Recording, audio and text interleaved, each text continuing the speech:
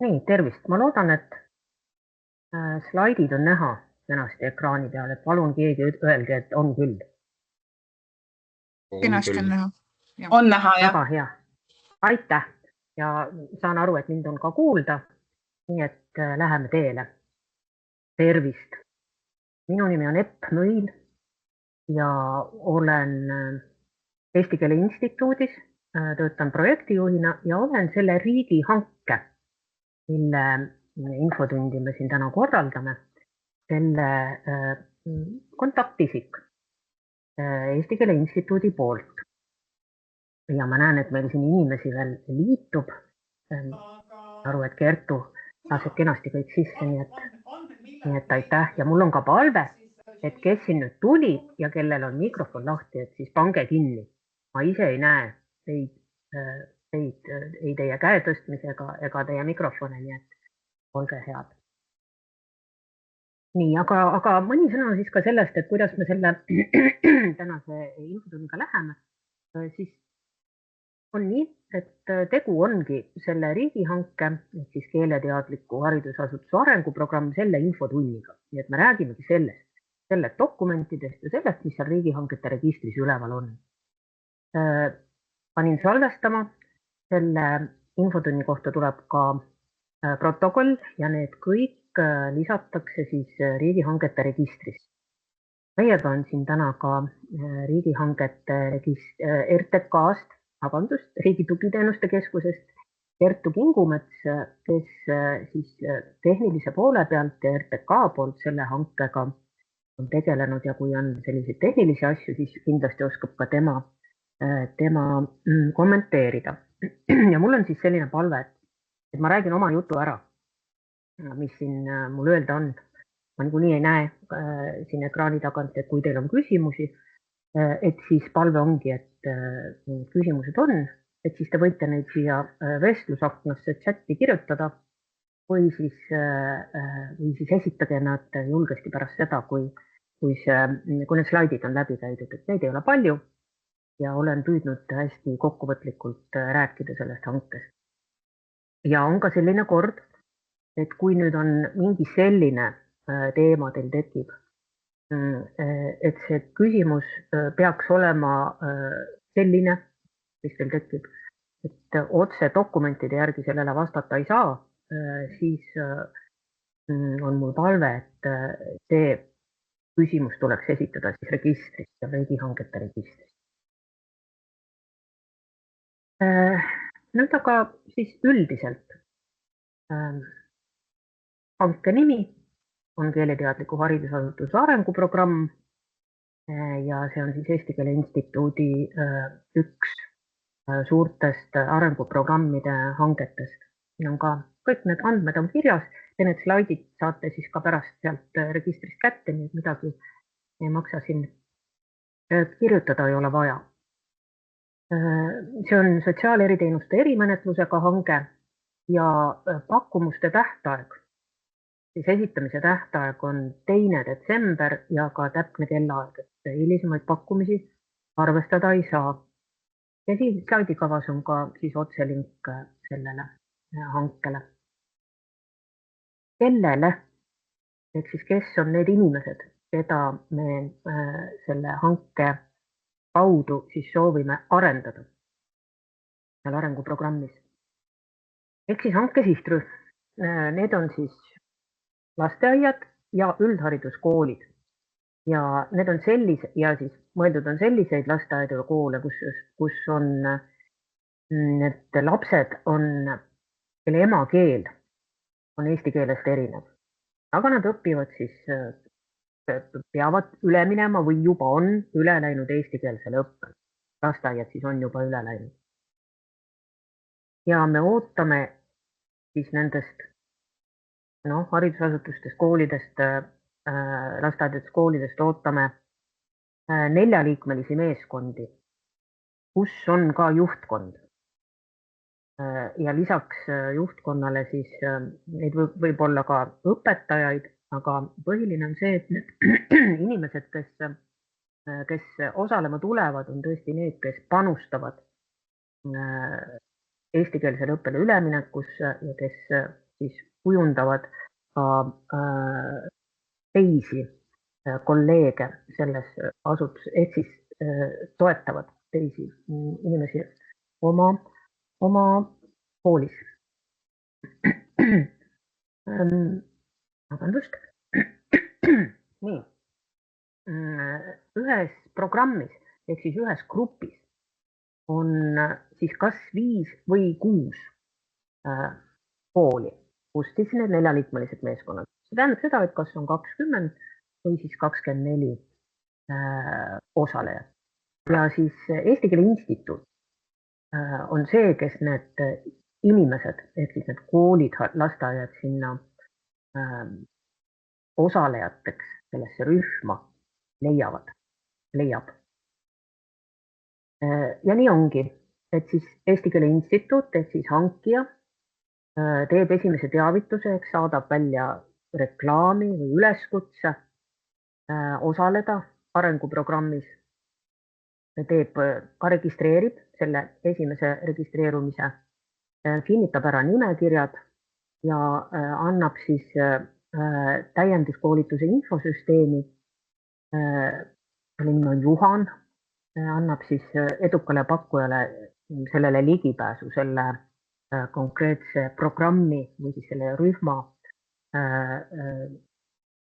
andmetega tegelemiseks. Ja kui on vaja, kes nüüd Juhanit ei peaks tundma seda infosüsteemi, et siis oleme valmis ka abistama siin selle tundma õppimisel. Nii, aga siis mis on selle hanke eesmärk? Sisuline eesmärk on see, et need lasteaiad ja koolid saaksid kindlustunnet eestikeelsele õppele üleminekul ja et nad oleksid keeleteadlikud, et nad oskaksid toetada mitmekeelset ütleme, õppesüsteemi. Ja eesmärk on, et selles koolis või lasteaias kujuneb siis selline õpikeskkond, mis ka ühest küljest toetab õpetajate ja teisest küljest ka õppijate arenemist. Ja muidugi selleks tuleb koolis koostööd teha ja koolid peavad oskama toime tulla nende suurte muutustega, mis iseenesest sellele eestikeelsele õppele üleminekuga praegu juba koolide ees on. See on siis sisuline eesmärk ja siis nii-öelda korraldusliku poole pealt sõlmime selle hanke tulemusena eduka pakkujaga siis 2 raamlepingut. Üks lasteaedade arenguprogrammide läbiviimiseks ja teine siis koolidele, üldhariduskoolidele arenguprogrammide läbiviimiseks. Ja nende raamlepingute, neid tuleb 2, on ju, nende tähtajad on kuni 36 kuud ehk siis 3 aastat alates lepingu sõlmimisest. Need on väga mahukad, need programmid.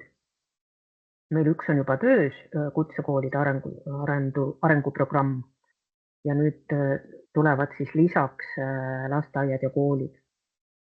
Ja nende maht on siis vähemalt 144 akadeemilist kontakttundi,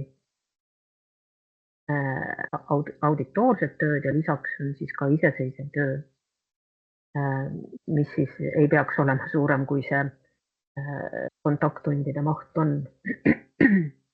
Ja siis pakkuja ise määrab need täpsed mahud ära oma pakkumuses ja siis õppekavas. Ja nüüd lähemalt nendest mõlemast osast, nad on üsna sarnased, aga ma käin nad ikkagi siin nüüd tutvustan ära. Esimene osa sellest hankest on siis keeleteadliku lasteaia arenguprogramm. Ja nii nagu ennist ka juttu oli, siis on eesmärk see, et lasteaias oleks kujunenud või kujuneks selline õppekeskkond, kus eesti keel on igapäevase õppimise ja suhtlemise loomulik osa ja kus ka õpetajad, lasteaiaõpetajad oskavad ja neil on piisavalt ressurssi selleks, et sellist keskkonda luua, hoida ja lapsi õpetada. Ja siis sihtrühm jällegi on need lasteaiad, kus käivad eesti keelest erineva kodukeelega lapsed. Need ei pruugi olla siis niinimetatud endised vene lasteaiad, vaid need võivad olla ka eestikeelsed lasteaiad, kus on muu kodukeelega lapsi ja neid on väga palju. Osalejaid siis 20–24, enne rääkisime, 5–6 lasteaeda ühes grupis. Ja me siis ootame, et pakkuja saab 30 kuu jooksul läbi viia kuni 4 arenguprogrammi, siis 4 korda 5–6 kooli või lasteaeda. Ja nüüd selle ühe osa maksumus ehk siis lasteaia arenguprogrammi maksumus kokku on kuni 360 000 eurot. Ja need summad on siis ilma käibemaksu. Kool ehk siis hanke osa 2, keeleteadliku kooli arenguprogramm ja siin on mõeldud üldhariduskoole, mitte siis kutsekoole. Jällegi sellise eesmärk on, et keeleteadlikkus ja keelepädevus saab suurendatud ja seda kõikides kooliastmetes nii, et koolis oleks eesti keele kasutamine õppimise ja üleüldse koolis toimetamise loomulik osa. Mitte ainult siis õppetöös, vaid ka muidu. Ja kus õpetajatel on ressursse ja oskusi selleks, et mitmekeelsust toetada ja eesti keeles õpetada.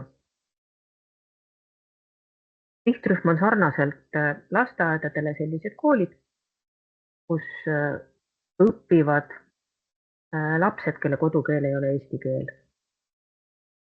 Ja osalejaid siis jällegi 20–24, see tähendab 5–6 kooli ühes programmis.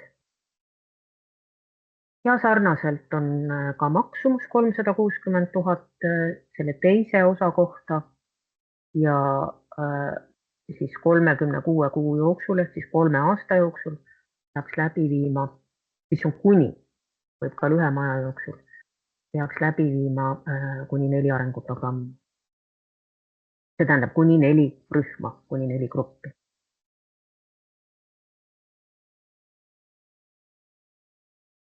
Siis ka meetoditest ja läbiviimisest. Et ootame muidugi selliseid kaasaegseid kogemusõppest, koosloome ja koosdisaini ning andragoogikast, selliste tänapäevaste andragoogika põhimõtete kasutamist. Ja need meetodid peaksid siis olema tõesti hästi mitmekülgsed, hästi aktiivsed ja need meetodid, mida kasutatakse koolitustel nendes moodulites, et nende kirjeldused peaksid olema ka siis kirja pandud, dokumenteeritud nii-öelda ja et põhimõte on selles, et osalejad saaksid neid samu oma töös edasi kasutada. Ja muidugi siis see töö, koolitus peaks sisaldama nii grupitöid kui ka individuaaltöid, erinevaid arutelusid, erinevaid praktilisi tegevusi, ma ei tea, kodutöid eeltöödena, järeltöödena, nende analüüsimist ja koos arutlemist. Niisugune hästi kaasaegne, hästi aktiivne osalejate koolitamine. Ja muidugi koolitajad siis annavad ka tagasisidet õppijatele, nendele osalejatele. Me ootame, et hanke kummaski osas on vähemalt 2 koolitajat, neid võib olla rohkem, aga et siis on vähemalt 2, et minimaalselt 2.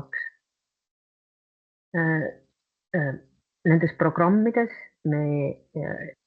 ootus on, et õppetöö või siis need koolitused, programmid toimuvad 2-päevaste moodulitena ja neid mooduleid on kokku 9, siis kokku on oleks siis 18 aktiivõppepäeva.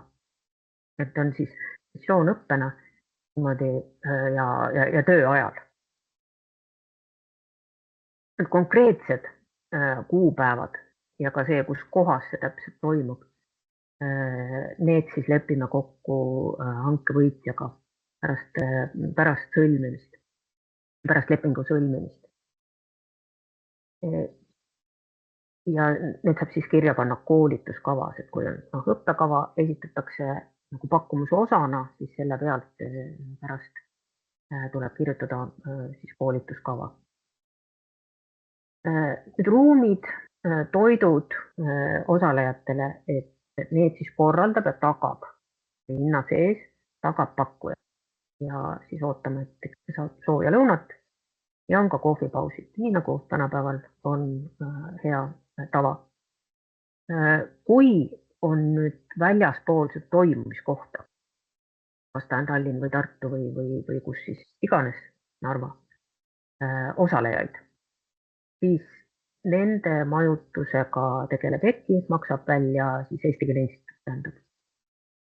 Koolitamise keel on eesti keel. Ja siis suhtlus ehk siis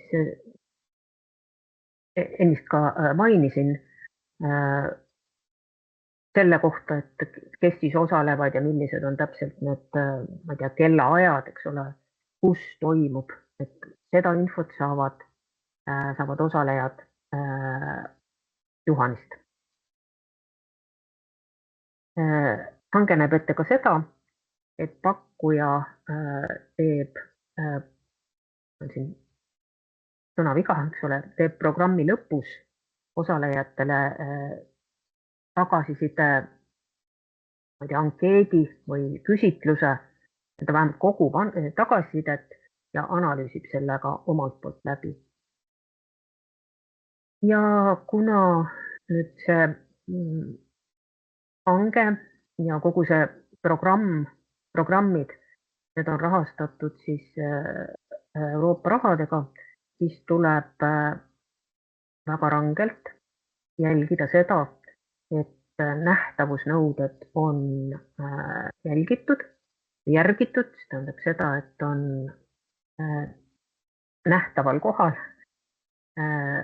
kõikidel materjalidel, ka koolitusruumides on logod ja need logod, seal on Euroopa Liidu logo, need ESF-i logod, on EKI logo, Haridus- ja Teadusministeeriumi logo, need on nii-öelda neliklogo ja need failid siis võitjale me saadame.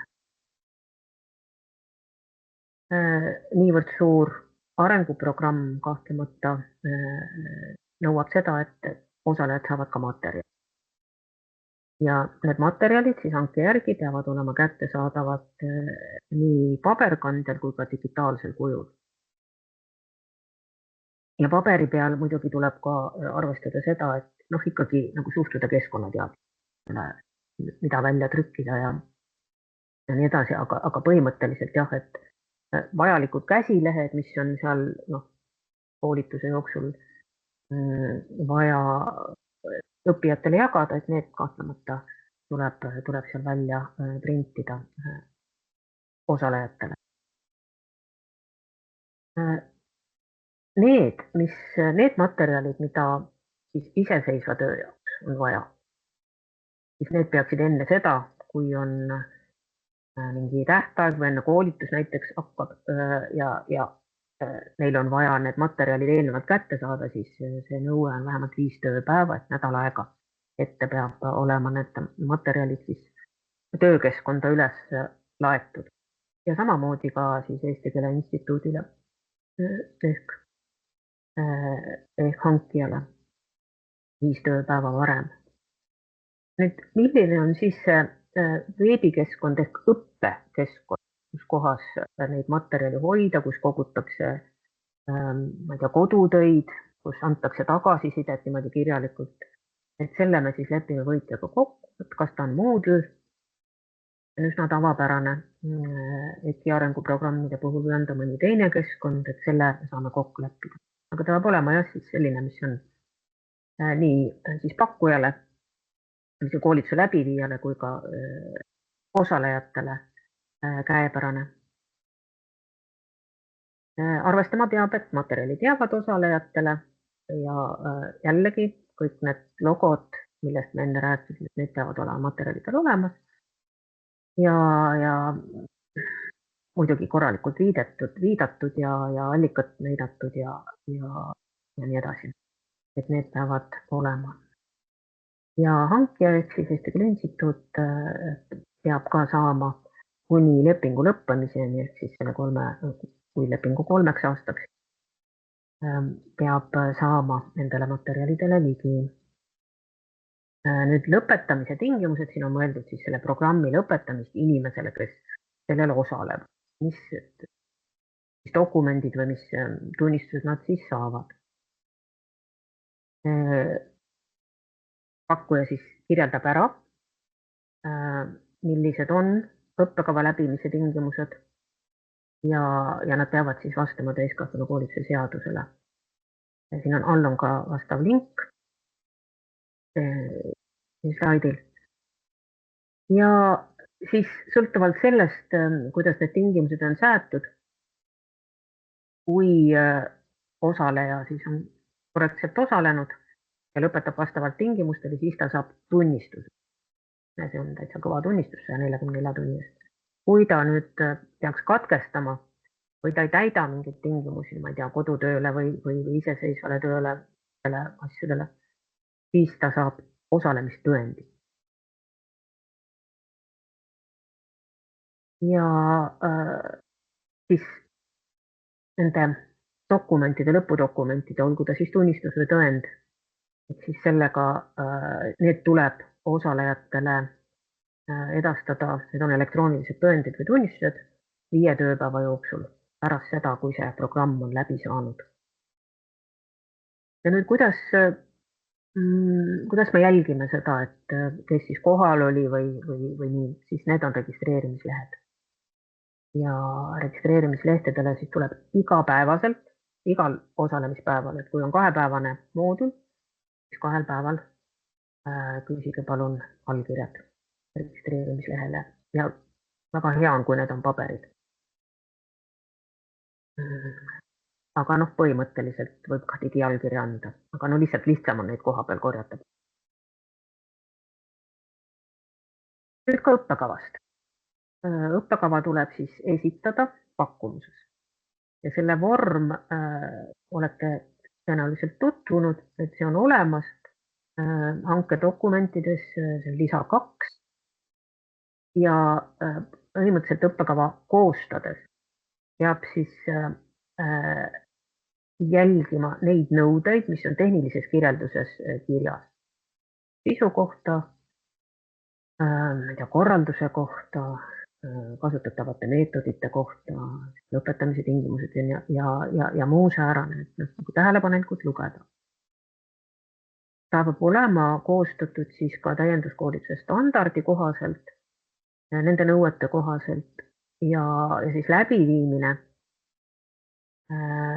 peab olema kooskõlas täiskasvanukoolituse seadusega. Ja muidugi ka selle konkreetse riigihanke tingimustega.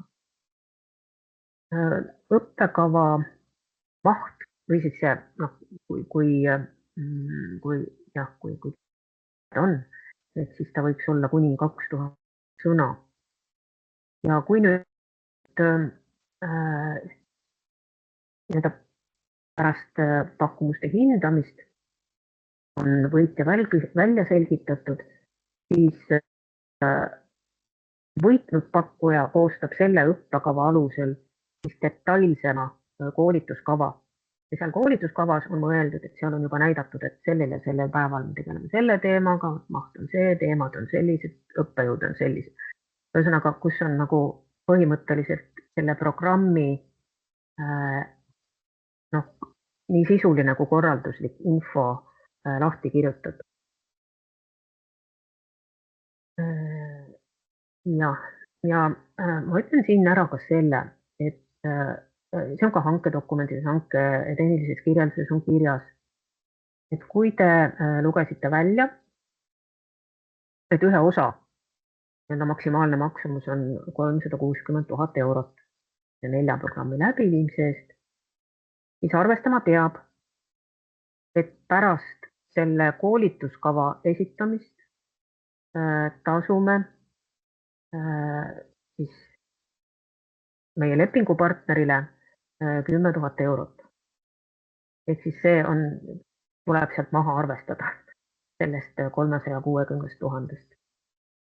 Ehk siis jääb 350 000 kuni 350 000 nende õppegruppide õppetöö korraldamiseks. Et palun sellega arvestage. Ja see 10 000 eurot on ühekordne ja see on fikssumma, ta ei ole ei suurem ega väiksem. 10 000 eurot selle koolituskava esitamise eest.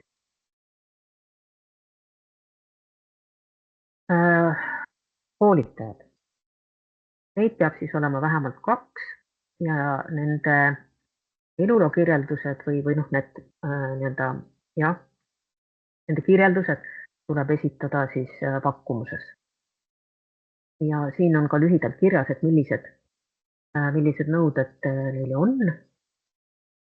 Peab olema siis kas haridus või mõlemas siis kõrgharidus, vähemalt magistrikraad. Ja neil peaks olema alates 2017. aastast siis vähemalt 3 aastat töökogemust. Kas siis selles, et nad on muu kodukeelega õpilasi või üliõpilasi õpetanud, tuleb seal ära kirjeldada, või siis nad on lasteaias, üldkutse või kõrgharidusasutuses töötanud, mingil muul ametikohal siis. Võib-olla õpetajana, ma ei tea, õppejuhina, aga tal peab olema töökogemus nendest haridusasutustest. Ja lisaks peab olema jällegi alates 2017. aastast peab olema läbinud vähemalt 50 akadeemilise tunni ulatuses koolitusi, kas siis keeleteadlikkuse või mitmekeelsuse teemal. Või ta peab olema koostanud ise vähemalt 2 teadustööd või artiklit samal teemal. Või ta peab olema läbi viinud vähemalt 30 akadeemilise tunni ulatuses koolitusi siis mitmekeelsuse või keeleteadlikkuse teemal. Et me siis ootame koolitajatelt kogemust mitmekeelsuse ja keeleteadlikkuse alal. Mida siis pakkumise koosseisus tuleb esitada? Kui te oma dokumente registrisse sisestate ja seal on ka muud väljad vaja täita, eks ole, siis lisaks tuleb esitada arenguprogrammi, see õppekava ja tuleb esitada siis lisas 3 minimaalselt 2 koolitaja eluloo kirjeldused ja muu ja registris, siis riigihangete registris tuleb see pakkumus esitada 2. detsembriks kella 12. Nüüd siin mõni sõna ka hindamisest, et hindamiskriteeriumid on kirjeldatud hanke lisas 4 ja meil on nagu 2 valdkonnas hindame või 2 asjaolu. Ehk siis maksumust, mis on siis maksimaalselt annab 30 punkti ja õppekava, mis annab maksimaalselt 70 punkti. Ja siis seal on arvestus käib osakaaludega. Nii et see, kes on kõige soodsam, saabki maksimumpunktid ja järgmistele siis arvutatakse valemiga neid punkte vähem. Ja õppekavas on sarnaselt, et kes maksimum punktid saavutab nendes kriteeriumides, mis seal on kirjeldatud, tema saab siis 70 punkti ja kellel neid punkte peaks vähem olema, et siis need jällegi osakaaludega arvutatakse, need punktid vähenevad. Kuidas neid töid siis üle antakse? Põhimõtteliselt on 2 suurt etappi, millest esimene on ühekordne ja tegelikult saab suhteliselt ruttu läbi. Sellepärast, et see on koolituskava koostamine, vormistamine ja üleandmine, mille siis võitnud pakkuja, kellega me sõlmime lepingu, peab esitama 14 tööpäeva jooksul. Ja see on esimene etapp ja see on ühekordne. Jutt oli, selle eest tuleb siis ka tasu 10 000 eurot. Ja siin me eeldame nagu hästi tihedat koostööd Eesti Keele Instituudiga, et me siis tõesti üheskoos saaksime võimalikult perfektse kava, mida hakata siis ellu viima. Ja teine etapp on siis nende arenguprogrammide kuni 4 rühmale läbiviimine. Ja nende järgselt siis iga kord pärast iga mooduli lõppu tasu maksmine. Nii, ja mina tegelikult nüüd ütlen teile aitäh kuulamast ja ootan küsimusi.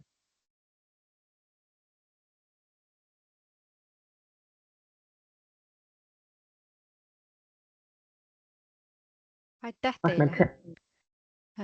Minul oleks üks küsimus, Elis Ohak olen. Tere. Et ma täpsustaksin, et hanke eeldatav maksumus on siiski 720 000 eurot. Hanke kogu maksumus 2 osa peale 720 eurot, mis tähendab seda, et kui üks pakkuja teeb mõlemale hanke osale pakkumise, siis tõepoolest on tema jaoks või põhimõtteliselt on jah. Et küsimus oli, et kas kogu hanke, tervikhanke maksumus 720, siis jah, nii on. Ühe osa maksumus on 360 eurot. Ja see on eeldatav maksumus? See on eeldatav maksumus. Ma täpsustan juurde. Jah, ma täpsustan juurde, et tegemist on nii eeldatava kui ka raamlepingu maksimaalse maksumusega. Ehk et ta käitub 2 rollis ja raamlepingu puhul on... Ja. Teil on mõlemas nii tehnilises kirjelduses kui seal riigihangete registris eeldatav maksumus? Ja sätestab raamlepingu projekt maksimaalse maksumuse, mis on toodud ära täpselt punktis äkki 3 kuskil, seal on kirjas, et maksimaalne maksumus 720 000, esimeses osas 360, teises osas 360 000 eurot. Ja teine küsimus oleks ka, et me vaatame seda tehnilist kirjeldust ja tegelikult meil oli see sama küsimus ka esimesel korral, kui see hange välja kuulutati, et siin otsitakse koolitajaid, kes koolitavad juhte ja see koolitus eeldab, et tegemist on koolitajatega, kellel on juhtide koolitamise kogemus. Et siit, kui me lähme näiteks arenguprogrammis käsitletavatest teemadest tehnilises kirjelduses nüüd järjest allapoole, siin 6.1, strateegiline juhtimine, muudatuste juhtimine, siis kus on räägitud teadlikust planeerimisest ja muudatuste juhtimisest, strateegilistest juhtimise mudelitest, muudatustega kohanemiseks kaasnevatest oskustest ja teadmistest. Edasi 6.2 nõuab ka juhtimiskoolituskogemust, 6.3 samamoodi, 6.4 täpselt samamoodi, 6.5, et aga nüüd, kui me läheme siin allpool tehnilises kirjelduses edasi ja vaatame nõudeid koolitajatele, siis tegelikult neid juhtimiskoolituskogemusi ei ole nõutud. Et kas siis hankija eeldab, et need, kellel on LAK või multikulti koolitamise kogemused, on ka samal ajal juhtimiskoolituste läbiviijad või kuidas hankija on seda mõelnud? Hankija poolt võin öelda seda, et me ootame, et tuleb pakkuja, kes ise tunneb, et ta on võimeline neid koolitusi läbi viima või neid arenguprogramme läbi viima. Ja kui tal ikkagi näitab ära ka nendes koolitajate eluloo kirjeldustes oma pädevuse, siis me ootame, et tal on see oskus olemas. Aga teil ei ole nõutud eluloo kirjelduses juhtimiskoolituse pädevust? Teie hindate ainult keeleteadliku, tähendab mitmekeelse ja kultuurilise või keeleteadliku õppetemaatikate alusel? Jah, praegu on hankedokumentides nii sätestatud. Siis te ei hinda juhtimiskoolituse pädevuse olemasolu? Sest te ei saa seda hinnata, sest teil ei ole millegi järgi hinnata seda? Me hindame nende dokumentide järgi, jah, tõesti, mida nad esitavad. Siin see probleem, et siis ei saa pakkuda juhtide koolitamist ja selles vallas kogemust omavaid inimesi, vaid pakkuja saab pakkuda ainult LAK 2 ja multikulti vallas kogenud inimesi. Kas see tähendab seda, et teie mure on,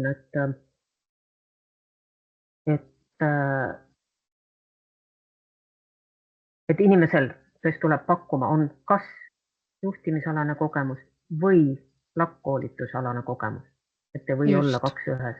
Jah, ja siin saab pakkuda ainult LAK või multikulti kogemusega koolitajaid, mitte juhtide koolitamise kogemusega koolitajaid. Praegu on nii hankes tõesti. Aga ma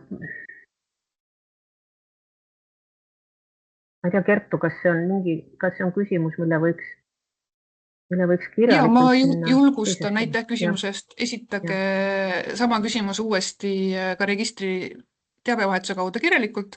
Annab hetke mõelda sisuliselt läbi ka Eesti Keele Instituudil, mis see täpne soov oleks ja kas oleks vajalik viia sisse täpsustus kogemuste nõudesse ehk siis kas siis täiesti muuta või lisada juurde või klausliga kogemus, mis tagaks siis vastava.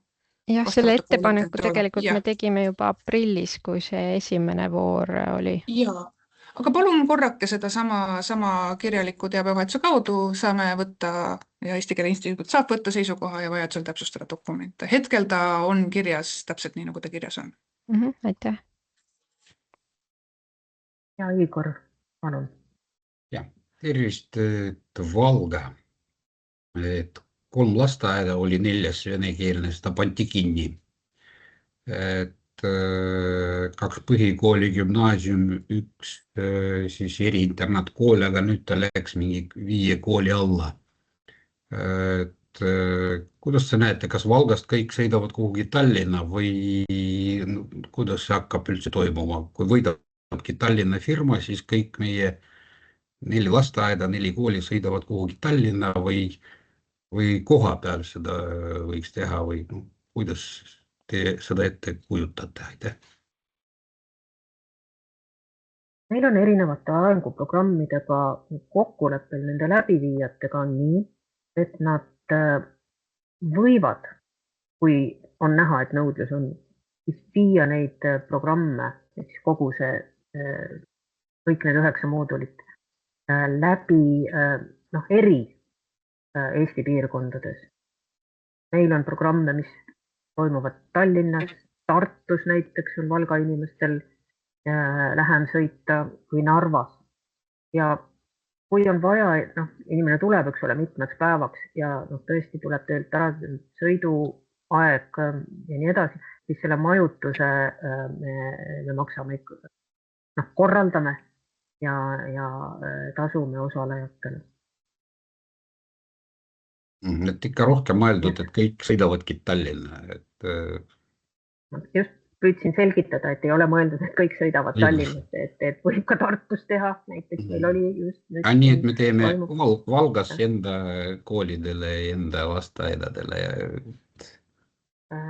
oleks täitsa mõttekas. Ei saa mingi osa pakkuja peaks tegema.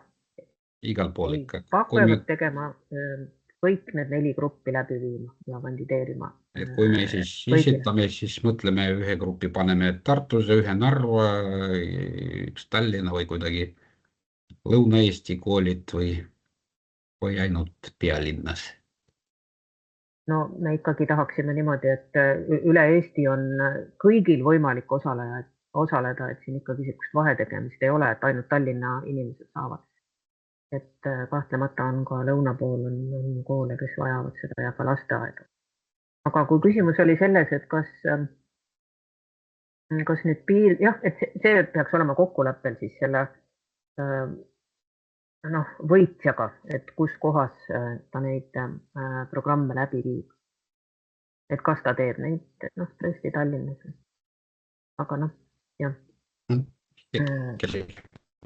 Meil on siin Maiki. Jaa, aitäh. Minu küsimus tegelikult praegu tekkiski nüüd sellest viimasest vestlusest siin, et kas ma sain õigesti aru, et tegelikult hankija valib osalejad, mitte see, kes teeb pakkumuse, ehk et seetõttu võib-olla siis nii-öelda see pakkuja või see, kes siis hakkab hiljem koolitama, tema ju ei vali osalejaid ega ka siis seda toimumiskohta. Et see tuleb nagu siis teie poolt, eks? Meie valime need inimesed, kes sinna tulevad, ehk siis need koolid või koolid ja lasteaiad. Aga ma ikkagi ootan seda, et me saame pakkujaga läbi rääkida ja teha koostööd, et kui me ikkagi näeme, et seal mingist konkreetsest piirkonnast on tung, et siis saab ju seda asukohta seal mõelda, kus kohas seda teha. Selge. Aitäh. Tehniline kirjeldus ka tegelikult reguleerib seda, et lõplikud toimumiskohad lepitakse kokku eduka pakkujaga lepingu täitmise ajal, eks seal on teatav mängimisruum olemas ja ongi see koostöö aspekt.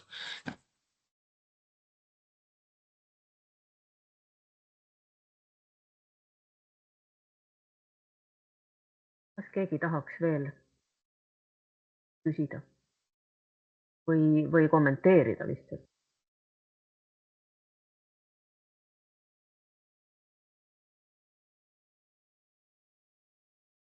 Kuulge, kui ei ole, siis ma lõpetan selle salvestamise ära ja ütlen teile